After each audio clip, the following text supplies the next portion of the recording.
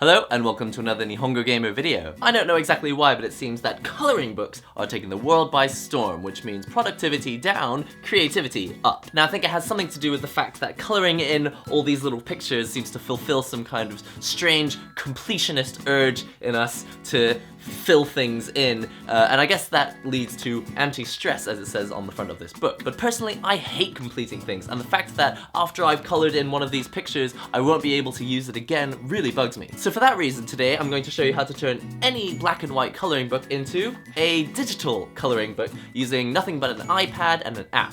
Now the process is actually very simple. All you need to do is take a picture with the iPad camera of any black and white line artwork like this one and put it into an app that has layer modes. Now what are layer modes? Well, essentially when you take a picture of the line artwork and you put it into the app like ProCreate or Pixelmator, you can change the layer mode so that it turns all of the white areas transparent. We're going to be painting on a layer below this one and all the color will come through without covering the black line artwork. Now before we go any further, I just want to clarify, I'm not showing you this so that you don't have to buy these books. I still want you to go out and pay the people who made these books. They obviously worked very hard on designing them, but all I want to show you is how to take a single image and use it over and over and over again, and that way you can paint it with as many different color designs as you like. Also for this tutorial, I will be using the Apple Pencil for painting because the pressure sensitivity makes it easier to make smaller brush strokes and larger brush strokes, but you do not need an Apple Pencil. So without wasting any more time, let's show you how to turn your coloring books into digital coloring books using nothing but an iPad. Alright, for the purposes of this demonstration, if you want to use the same app I'm using, I'll be using ProCreate.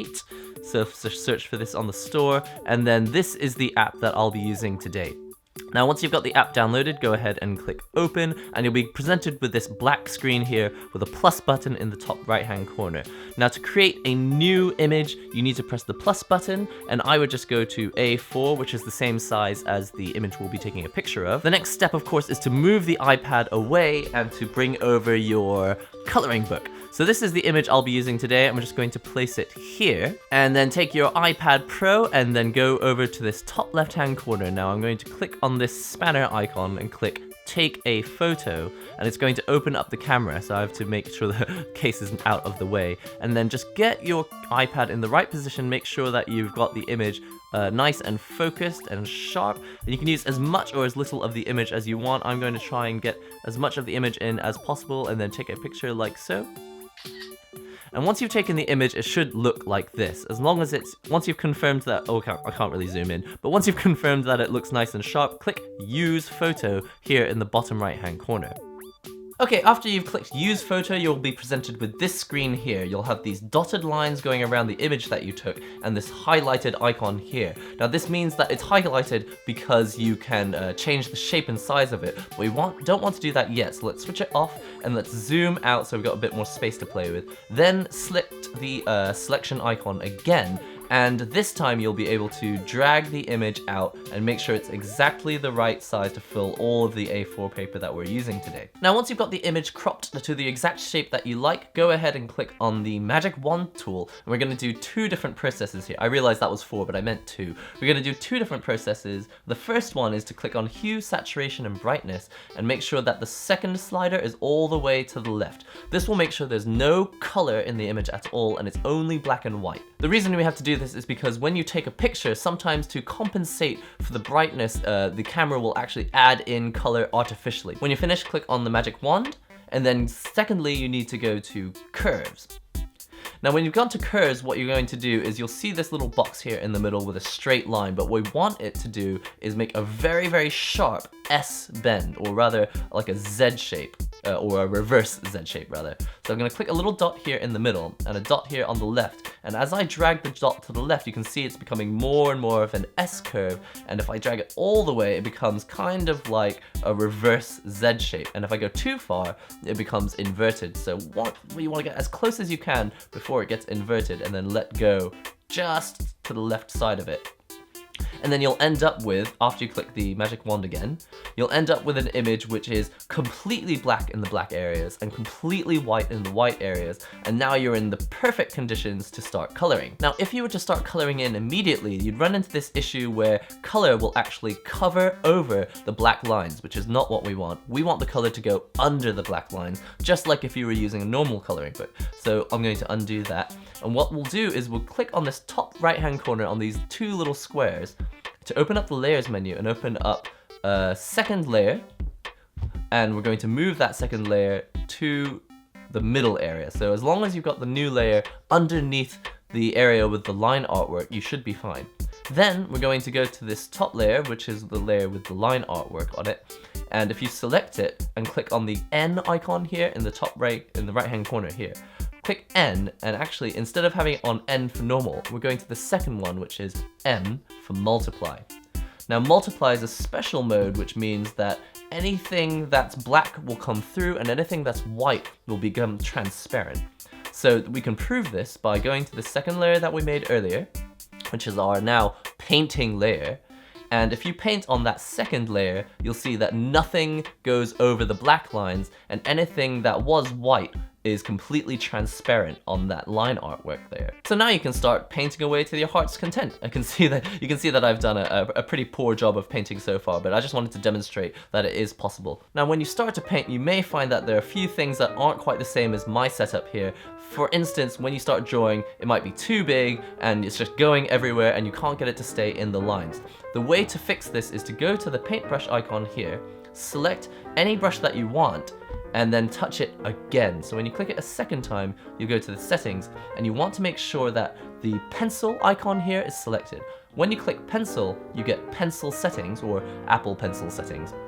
And if you click size all the way up to the top right here, you can see that this will actually become a little bit smaller on the left-hand side.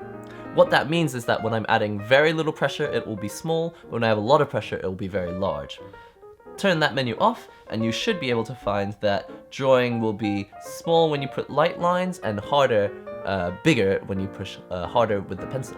So just to demonstrate more clearly, when I put a light pressure on the line, you can barely see it, but when I push harder, the brush size becomes much, much larger, and then you can actually paint it nice and big like this. Now, the second problem you're going to run into is the fact that when you use the Apple Pencil, you may not know how large the brush is going to be when you push, and there's a special way to make this little circle pop up, which tells you exactly how large the brush is that you're using. So let's go ahead and click on the spanner icon in the top left-hand corner and go to Preferences, which is the second to the last option.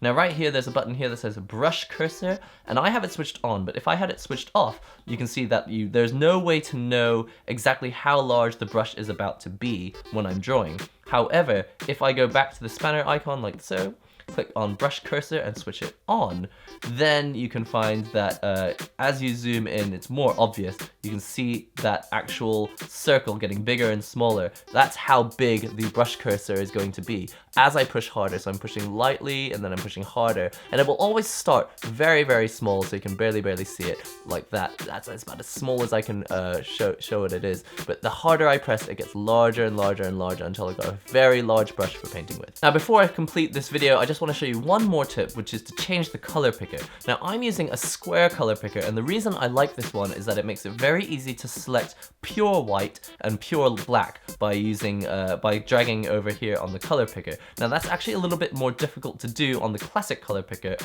the new one. If you turn classic color picker off from the spanner here, switch that off, when you go to the color picker, you'll see it's this circular menu, and it's a little bit trickier to make sure that you're on pure white. You never really know if you've got a bit of the color in there, or if you've got a pure white, or if you've got a little bit of black. And the reason I don't like that is I'm often using pure whites and pure blacks to retouch the line work and that sort of thing. So what I would recommend is going to the spanner icon, clicking the preferences tool here, or the tool pane, and click on classic color picker, switch that on, and then when you use this, you should be able to use the square shaped color picker, which allows you to choose pure whites, pure colors, pure blacks. You can still do all the same thing as the normal color picker. You can choose you know, the shade of yellow that you want to use. You can change the color separately and you've still got the same lightness setting right here. That doesn't move at all. So I really recommend using the classic color picker as opposed to the color picker that's default when the app starts. From then on, all you'd have to do is color to your heart's content. Choose yourself a nice color,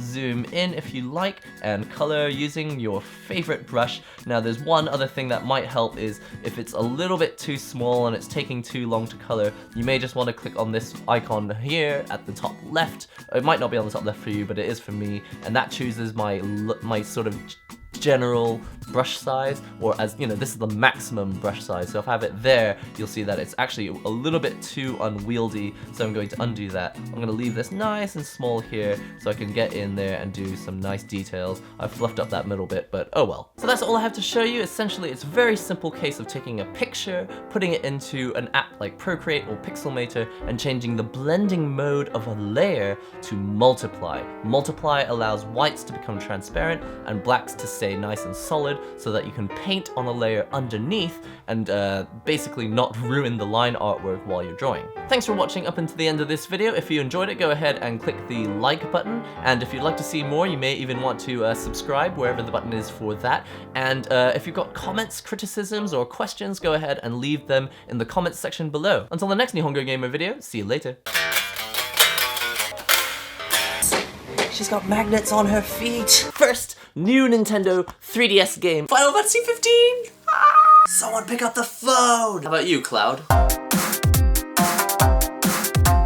It's shopping time! So I let her go in front of me, and she ran into the shop and she took the only copy of this, and I thought, no! Here it comes. Ah! It's like the anime, but better. It doesn't say what this is. It's just a piece of plastic. I think maybe it is a frisbee.